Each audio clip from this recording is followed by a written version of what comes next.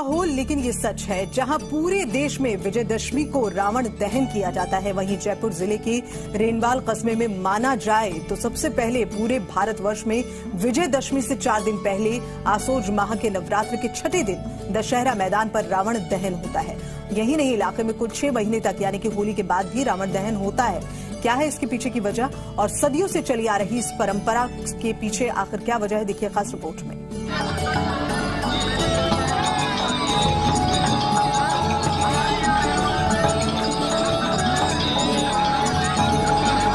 पूरे भारतवर्ष में रेनवाल में सबसे पहले छठ के रोज 6 दिन गिनते हुए यही दशहरा मनाया जाता है, जिसमें आसपास के इलाके के सैकड़ों की संख्या में, हजारों की संख्या में लोग एकत्रित होते हैं और रामलीला चलती है। बड़े मंदिर के बाद 6 दिन तक स्थानीय कलाकार रामलीला करते हैं। आज राम जी की पालकी जाती है, लक्ष्मण जी जाते हैं उस पर खड़े होकर। उसके बाद में जब पालकी वहाँ चल जाती है, उसके पहले दशहरा के दक्षिण की तर्ज पर ही ये अवतारों के द्वारा है जो राम, नल, नील, अंगद वगैरह सब नाचते हैं वहाँ पर। और उसके बाद में वहाँ पे मेघनाथ वध होता है, लक्ष्मण शक्ति होती है और अंत में रावण का एक 61 फुट लंबा पुतला रंगीन आतिशबाजी के साथ जलाया जाता है। रेनवाल कस्बे में आसोज माह के नवरात्रा में होने वाला रावण दहन देश दुनिया में मशहूर है।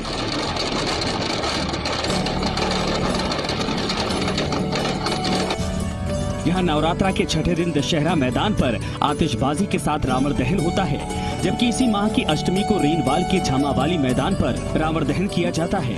तो हमने यही देखा है कि हमारे चाहे परिवार वाले हो या प्रवासी हो, सभी को इस मेले का इंतजार रहता है और मैं समझता हूँ शायद ऐसा दशहरे का मेला और कहीं भी नहीं पड़ता है। और जैसा सभी प्रवासी, जैसे अभी भी हमारे समाज के लोग काफ़ी दूर दूर से, सूरत से, मुंबई से, नेपाल से, कलकत्ता से, सभी 20 तारीख को यहाँ आ रहे हैं और शायद इस पूरे एरिया में ये सबसे शुरुआत यहीं से होती है दशहरे के मेले की। और पूरी रात भर जो भी यहाँ सौहार्दपूर्ण वातावरण में अच्छी तरह से मेला भरता है, वो वाकई में देखने लायक है। हरसोली में विजयदशमी को रावण दहन किया जाता है। करणसर कस्बे में आसोज माह के शुक्ल पक्ष की त्रयोदशी को रावण दहन होता है। बाघाबास कस्बे में कार्तिक कृष्ण पक्ष की चतुर्थी को रावण दहन होता है।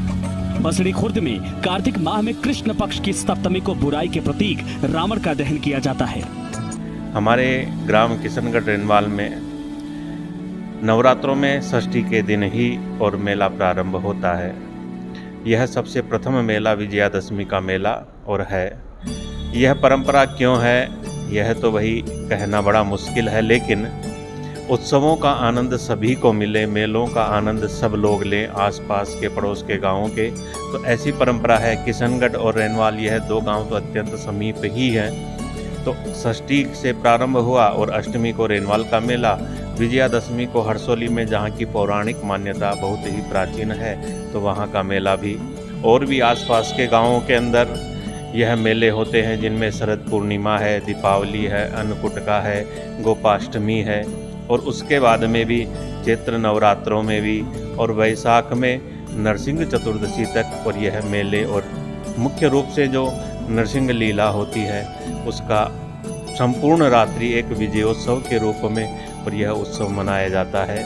सब लोग आनंद लें, इसीलिए अलग अलग तिथि को और इन मेलों का यह मनाने का निर्णय शायद लिया गया होगा। नांदरी गांव में सबसे आखिर में होली के भी बाद वैशाख माह के शुक्ल पक्ष की दशमी को नृसिंह लीला और रावण दहन होता है।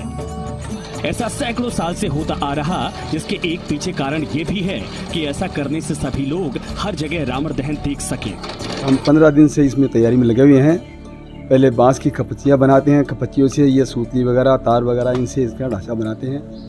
ढांचा बनाने के बाद में इसके धोतियाँ, कपड़ा वगैरह लगाते हैं। कपड़ा लगा के और अखबार लगा के, अखबार के 2-2, 3-3 फुट लगाते हैं इसके। उसके बाद में सफ़ेद पाठा लगा के उसके कलर करते हैं इसका। पुराने जमाने में मनोरंजन के साधन भी कम थे, लिहाजा ये व्यवस्था परंपरा बन गई। हालांकि हिंदू मान्यताओं के अनुसार भगवान श्री राम ने अश्विनी माह के शुक्ल पक्ष की दशमी को लंकापति अत्याचारी रावण का अंत करके पाप का नाश किया था, लेकिन रेनवाल सहित आसपास के इलाकों में रावण विजयदशमी के बाद होली तक मारा जाता है और ये परंपरा आज तक चली आ रही है।